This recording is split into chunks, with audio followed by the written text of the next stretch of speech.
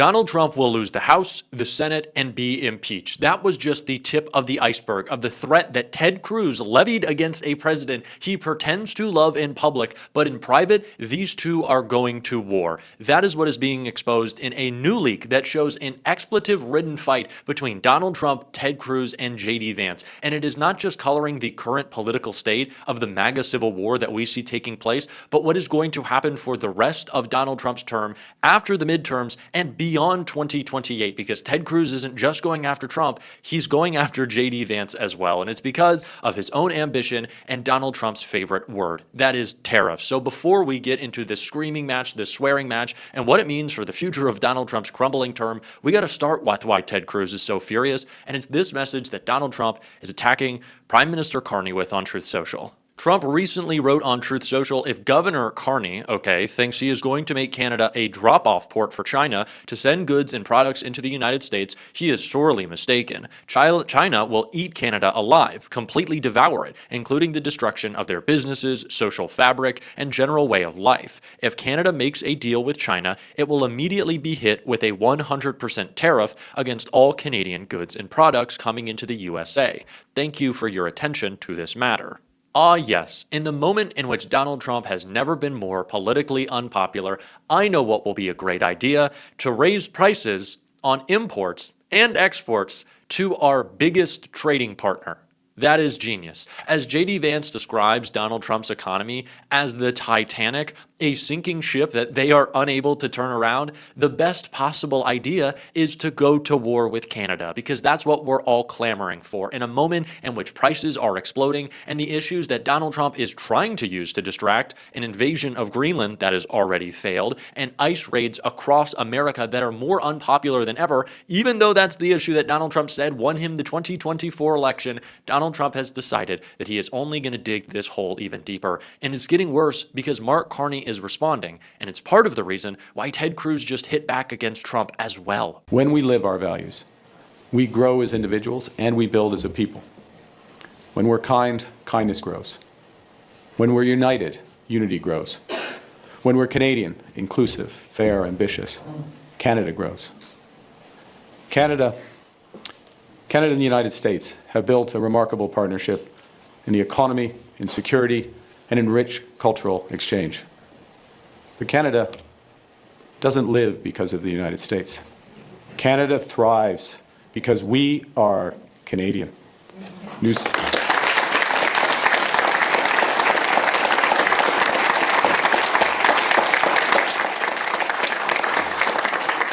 Mark Carney is quickly shutting this down, and I think he knows maybe better than any other world leader how to deal with Donald Trump, understanding that Trump is a deeply insecure and small individual, and if you stand up to him, he will ultimately bend and break. It is what we just saw happen at Davos when the NATO Secretary General steamrolled Donald Trump and got him to take what amounts to nothing in terms of a Greenland deal. Trump is saying we have pockets of sovereignty that he'll announce in, you guessed it, 2 weeks. But what does that do for anyone? How does this help Donald Trump, I don't know, raise his popularity, which has never been lower? This is the worst it's ever gotten for Donald Trump. How does it help him send a message on costs? It doesn't.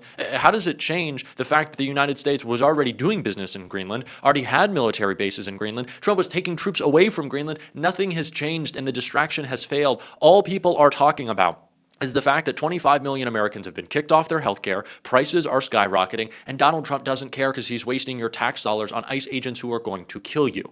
That is the conversation right now, and even Republicans know it. And it is why Ted Cruz, who is always kissing Donald Trump's ass in public, apparently behind the scenes doesn't feel the same way, because he sees where this Trump administration is going, where the midterms are going, and he's trying to make his own lane, as I guess him and JD Vance now have beef. This is a crazy story, and I want to get into it all. Cruz trashed Trump and Vance in secret recordings. F you, Ted. Ted Cruz trashed Donald Trump and Vice President JD Vance in conversations with GOP donors last year, explosive leaked recordings allege. The Texas senator, expected to run for president in 2028, slammed Trump's tariff crusade and said he even threatened his staff with immediate firing if they used the phrase Liberation Day to refer to the day the sweeping taxes were announced, reports Axios. Cruz, 55, told donors he and other senators expressed their tariff disgust with Trump in a lengthy phone call, warning it would tank the economy and lead to his impeachment. The call pushed past midnight and did not go well. Cruz told donors, with Trump yelling and cursing at the lawmakers. Cruz claimed he received an especially explicit response from the president that night. Mr. President, if we get to November of 2026 and people's 401ks are down 30% and prices are up 10 to 20% at the supermarket, we're going into Election Day to face a bloodbath, Cruz told Trump. According to the recording, you're going to lose the House and you're going to lose the Senate. You're going to spend the next 2 years being impeached every single week. Trump allegedly responded bluntly, F you, Ted. Cruz's office did not deny the contents of the recording in a statement to Axios. Still, Cruz's office claimed that he is still the president's greatest ally in the Senate, okay, and battles every day in the trenches to advance his agenda. Axios reports that the recordings were nearly 10 minutes in total and came from conversations in early and middle 2025. The site said the recordings were provided by a Republican source, so someone who works for Ted Cruz. It is unclear which donors Cruz was speaking to. Cruz, 55, is believed to be eyeing another White House run, hoping to become a more traditional GOP successor to Trumpism. Standing in his way is the 41-year-old Vance, who is the overwhelming favorite to win the Republican nomination. Nothing says running for president like backstabbing Ted Cruz, quietly leaking to reporters, and it was obviously Ted Cruz leaking it, that he had disagreed with Donald Trump on tariffs from the beginning, that he thought it was a terrible idea and is simply trying to warn, dear Leader Trump, oh, we love you so much, dear Leader Trump. I just wanted to warn you of what a disaster these tariffs would be. He is obviously running for president, and I think Ted Cruz is a pretty savvy operator, at least within the GOP. I'm not trying to give this guy credit, but much like Marjorie Taylor Greene and much like Thomas Massie, I think he has a pretty good concept of where the party is, where it stands, and where he wants to be. And I think Ted Cruz realizes that he will have to start positioning himself as someone who pushed back against the tendencies of this administration, still always a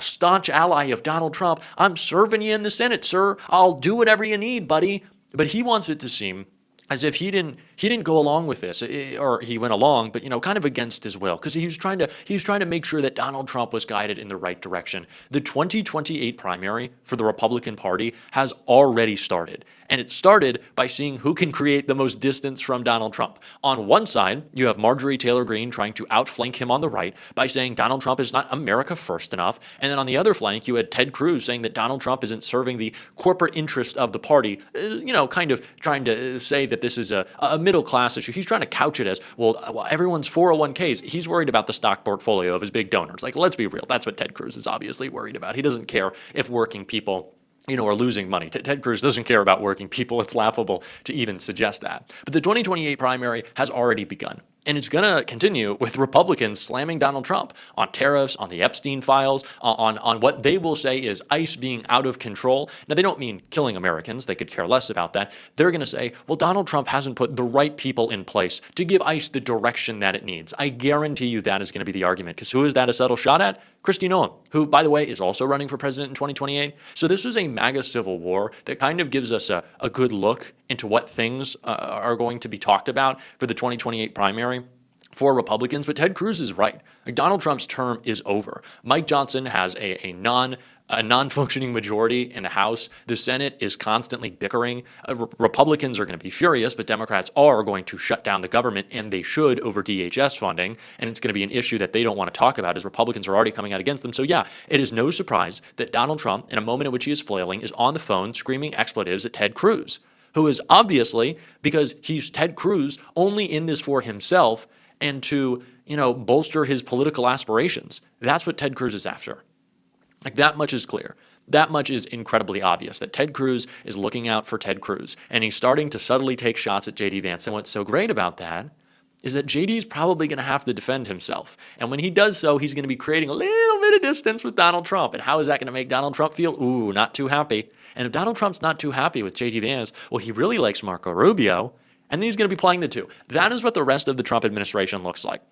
Ted Cruz is right. It looks like Donald Trump being impeached. It looks like Kristi Noem being impeached. It looks like Pete Hegseth being impeached. It looks like constant congressional hearings, bringing accountability to these people, dragging them before Congress, making them testify, holding Donald Trump accountable, releasing more Epstein files. All the while, the people who are supposed to be standing up for him are going to be trying to create distance to preserve their political future, because they understand they have to, right now, start to softly signal to the media and signal to voters, well, I wasn't on board with the tariffs. I went along with it. I'm a spineless jellyfish coward, but I gave pushback. Look, it's in the recording. I gave pushback. Can I get a pat on the head now? I gave some pushback. Great, Ted, you gave some pushback. Where did it get us? Prices have still exploded. I don't really think that was a courageous move of you to leak to Axios. Congratulations. Like, do you want JFK to like write another book? Profiles of Courage, Ted Cruz. Leaked to Axios about a call with Trump. Oh my Lord. Someone give him a Purple Heart. He's a hero. It's nonsensical. But it's something that really upsets Donald Trump. He doesn't like the leaks. He doesn't like the infighting. He wants the control. And in a moment in which Donald Trump is showing us his physical and cognitive weakness every single day, you can bet your bottom dollar that he is not happy about the political weakness either. He is certainly not happy about that. But that is what the constant undermining of Donald Trump from Republicans is bringing him. It is bringing him a view of political weakness in the public sphere. So yeah, I'm going to enjoy this. I'm going to enjoy Ted Cruz fighting. I'm going to enjoy, hopefully, the Senate taking up this issue once again if the Supreme Court doesn't act in the way that I expect them to, probably striking down Donald Trump's ability to tariff willy-nilly. And then that really does eat at the heart of Donald Trump's most corrupt actions, because he uses tariffs as a tool to carry out his mob boss state and pressure world leaders into, investing in his golf courses or his crypto coins, or, giving money to Don Jr. or Eric or Barron for that matter, it seems at this point. So yeah, Ted Cruz, I hate to say it a third and final time, but is right about the direction of where Donald Trump's term is going. And that's probably why I told him to F off. There's no surprise there. But this is a great look into what it's going to be like when MAGA is eating their own very publicly, and the fact that that is being accelerated. They are ramping it up, because these guys are focused on the future. They realize that it is not Donald Trump's job to protect them anymore, because he can't, because he's weak, because he is unpopular, because he is tired. And so yes, the end of Donald Trump's term has been rapidly accelerated. And boy, is that not just funny. Oh man, Ted Cruz breaking the news on that. I would have been happy if we've heard it to be someone else, but you know what? I'll settle.